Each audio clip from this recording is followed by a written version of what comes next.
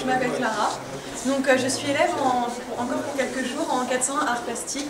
Donc, cette option art plastique, ça consiste à avoir 1 heure de plus d'art plastique par semaine afin d'organiser des projets comme le vernissage de ce soir. Donc, c'est un vernissage un peu particulier car il regroupe plusieurs artistes, plusieurs œuvres de différents artistes. Donc, au rez-de-chaussée, vous allez trouver les œuvres que nous avons faites avec 2 artistes photographes, et à l'étage, vous allez trouver les œuvres de Daoud Anial. Donc, c'est un artiste plasticien avec nos œuvres aussi. Donc, je vous en dis pas plus, je vous laisse avec. Bonsoir. Merci. Nous avons effectivement présenté en mars les ateliers expo de Thierry Hazan. Mais nous excusez-moi. C'est pas grave.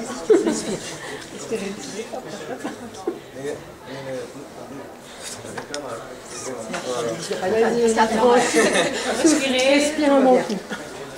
Mais nous étions intrigués par sa technique. Premièrement, il n'utilise que des appareils photo numériques et il retouche ses photos à l'aide de logiciels, ce qui donne cet effet travaillé. Pendant les vacances, nous devions prendre des photos sur le thème, la nature. Puis nous nous sommes retrouvés avec l'artiste pour les retoucher ensemble. Sur des rhodoïdes. Nous l'avons fait avec tout type d'objets, comme des feutres, des cotons-tiges, de la colle et même des pipettes pour l'encre. On a obtenu des motifs abstraits, ici. On les a laissés sécher. Ensuite, Thierry Hazan les a scannés et on a enfin pu les superposer sur les images originales, sur les rhodoïdes en jouant sur la transparence. On s'est servi de plusieurs filtres proposés par Photoshop avec comme effet aquatique, vintage, noir ou blanc et plein d'autres. Voici le résultat. Selon les élèves, les images originales ont quasiment disparu comme celle-là, ou alors elle apparaît encore un peu comme celle-là ou celle-là. Nous avons été ravis de travailler avec un artiste qui nous aide et qui nous apprend des choses. Pour finir,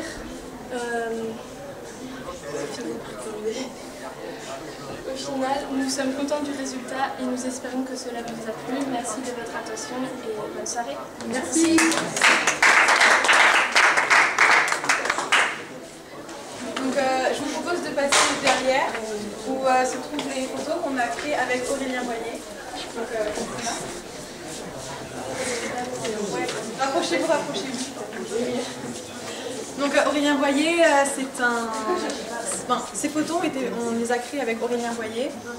Donc Aurélien Boyer, en plus d'être un enseignant, c'est aussi une personne qui travaille les techniques de photographie. Donc je vais vous laisser, ils vont vous expliquer. Bonsoir, nous allons vous présenter les œuvres que la classe a créées durant l'atelier avec Aurélien Boyer en mai dernier. Alors, pour commencer, nous avons dû imprimer en négatif sur des feuilles transparentes nos propres photos de végétation. Puis nous avons induit des feuilles cartonnées de citrate d'ammonium et de ferricyanure de potassium. Produits jaunes réactifs au soleil. Ensuite, nous avons superposé les négatifs sur les feuilles enduites de produits et nous les avons mis dans des cadres transparents pour que la lumière puisse passer. Puis nous sommes allés dans la cour et nous les avons exposés au soleil et on a attendu que la réaction chimique se produise. Une fois retournés en classe, nous avons enlevé le surplus de produits en trempant les feuilles dans de l'eau et du vinaigre. Ensuite, nous avons enlevé les feuilles des bacs et on a remarqué que les négatifs étaient devenus positifs. Par exemple, si on pose notre main sur la feuille enduite de produit, la partie extérieure deviendra bleue alors que la partie recouverte restera blanche. Nous allons à présent vous parler de la technique elle-même. Quand et par qui la technique a-t-elle été inventée? La technique a été inventée par John Escher en 1842. Cet atelier nous a beaucoup plu car il y avait un côté magique dans cette réaction chimique du produit. Et puis le résultat n'est pas forcément le même. Par exemple, le premier groupe se disant raté, il y avait moins de contraste car il y avait moins de soleil. Alors que le deuxième groupe avait plus de soleil et donc plus de contraste.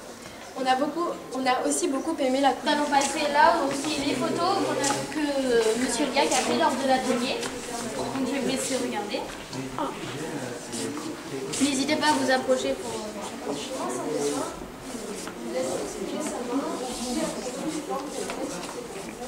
Là, on laissait faire le produit donc, pour que ça fasse l'effet. Ça, c'est comme vous avez fait ça. Oui, c'est l'atelier d'Aurélien Boyer. Donc là, on laissait au soleil pour que la réaction chimique se fasse, pour que ça donne de l'eau. Et ça, c'était le résultat.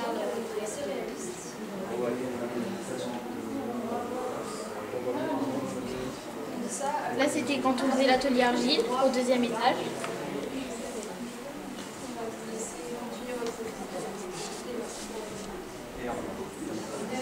Alors, on va suivre la visite avec l'atelier réalisé avec Thierry.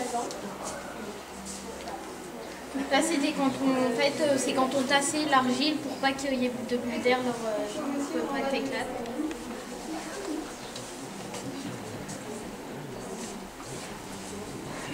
Donc voilà, maintenant nous allons passer au dessin de Daouda.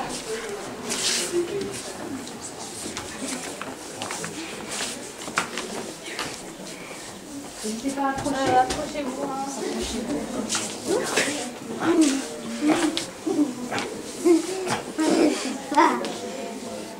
Salam alaikum Mathilde.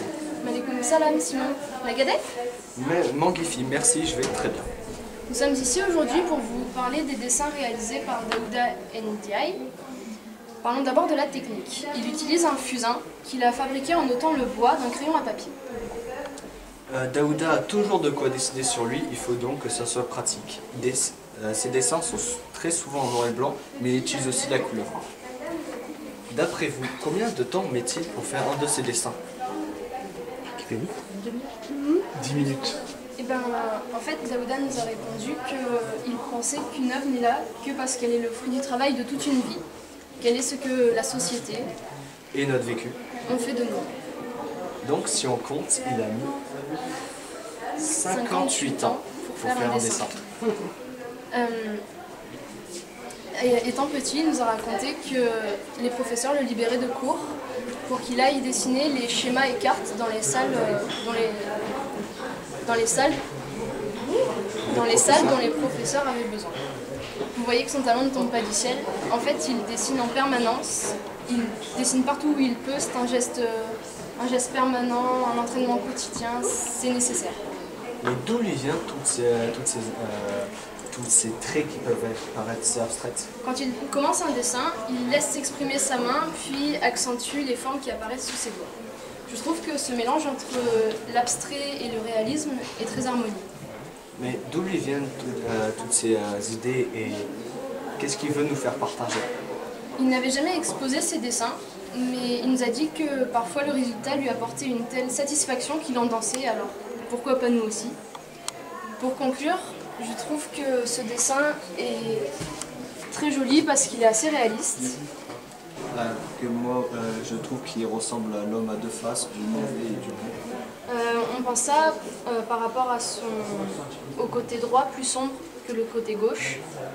Je vous laisse finir votre visite avec votre guide et merci pour votre écoute. Et au revoir. Donc, on va passer à l'étage.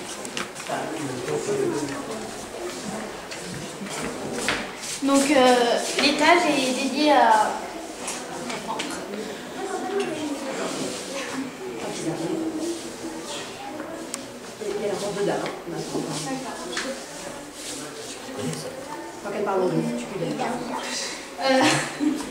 Donc l'étage est dédié donc, à Daouda. Daouda, c'est un artiste sénégalais. C'est un artiste plasticien sénégalais qui est déjà venu en 2011, donc comme ses œuvres le prouvent. Là, Notre guide. C'est un vernissage un peu particulier parce qu'il regroupe les travaux de plusieurs artistes différents. Donc au rez-de-chaussée, on va trouver les travaux de ma classe aidés des deux artistes photographes. Et à l'étage, ce seront les œuvres de Daouda Ndiaye. Donc je vais laisser mes camarades vous parler de plus près de cet artiste avec qui nous avons eu la chance de travailler. N'hésitez pas à vous rapprocher des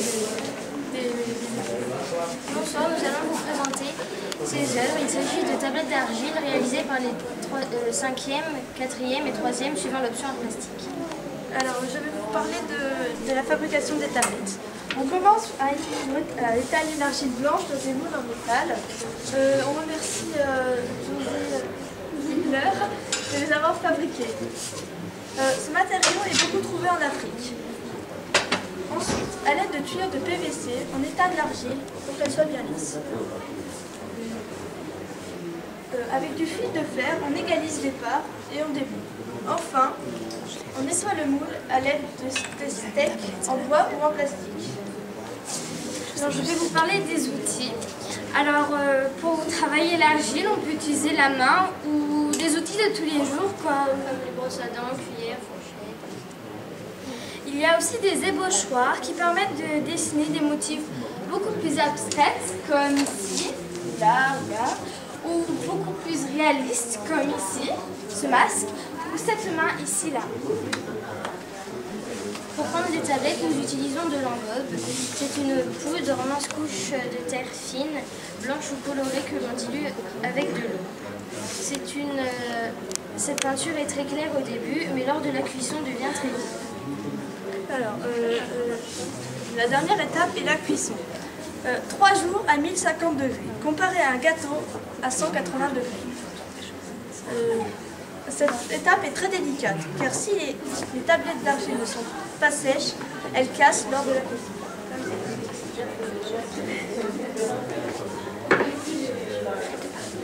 Voilà pour la technique. Maintenant parlons un peu de Daouda. Daouda, petit, n'avait pas le droit de toucher l'argile car sa mère avait 6 enfants et voulait s'épargner des corvées de lessive. C'est en France, il y a une dizaine d'années, que Daouda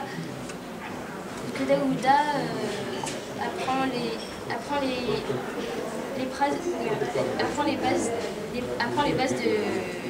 techniques de base de l'argile et demande parfois conseil à ses amis du village des Arts de Dakar. Alors, pour sa résidence au collège Ferrier, Daouda a choisi les tablettes pour 2 raisons. Alors, la toute première, c'est parce que la tablette, c'est le premier support de l'écriture dans l'Antiquité, depuis cela dans tout le monde entier. Deuxièmement, parce que la tablette a le format d'une ardoise d'écolier, ce qui nous fait souvent beaucoup rappeler de bons souvenirs de la maternelle.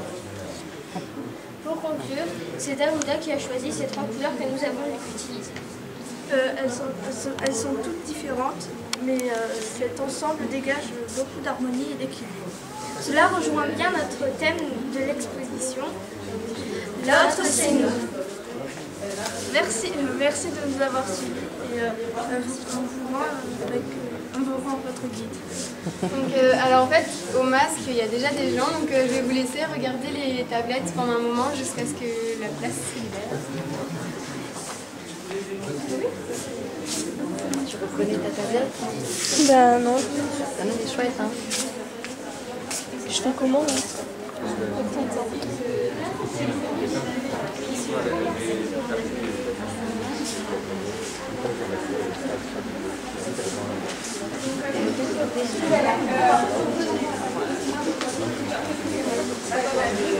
Du coup, on va pouvoir passer aux masques qui sont de l'autre côté. Allez, on échange. Voilà. Je vous laisse avec les camarades. Il y a un truc qui va venir en place, un très gros groupe. Les gens sont... Bonsoir. Ce soir, nous allons vous présenter une exposition de masques de Daouda. Mais avant, Justine, une question. Quel est le nom de cette exposition? Mankenenki, bien sûr. Et ça vient quoi? Quoi, tu ne parles pas couramment le Wolof? N'importe. Ça veut dire l'autre c'est moi. Et pourquoi ce nom? Daouda nous a expliqué qu'en ces temps difficiles, on a plutôt tendance à se méfier les uns des autres.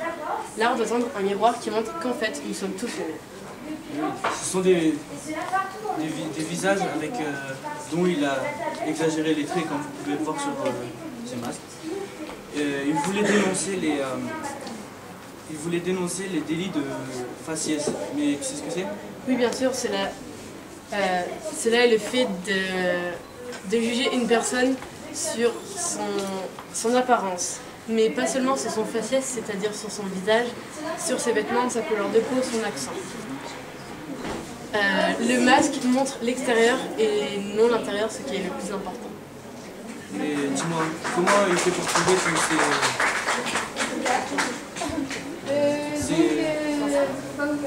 toutes ces inspirations? On va patienter quelques instants pour que... À chaque fois que nous sommes venus à l'espace Verrier, il écoutait de la musique très fort. C'est vrai, il écoutait de la musique africaine, des chansons traditionnelles, des chansons françaises, et notamment de la trompette de Ibrahim Malouf. Il se laisse inspirer par les musiques et parfois il est surpris du résultat. Bonne soirée, merci de nous avoir écoutés. Merci. Maintenant, nous allons passer aux tablettes d'argile que nous avons réalisées. À présent, avant de conclure, on aimerait remercier Madame Fama Sissetiam d'être venue pour voir ce vernissage. Donc on espère que vous avez passé un agréable moment et que ça vous aura plu. N'hésitez pas à laisser donc un mot dans le livre d'or qui se situe en bas sur la fenêtre. Voilà, et vous pouvez revenir dès que les visites seront terminées. Après le vernissage, il y aura un banquet dans la cour du collège, donc on espère vous y voir nombreux. Et comme on dit en Wolof, bas ou bas. Voilà, donc je vais vous accompagner à l'extérieur. Ok, merci.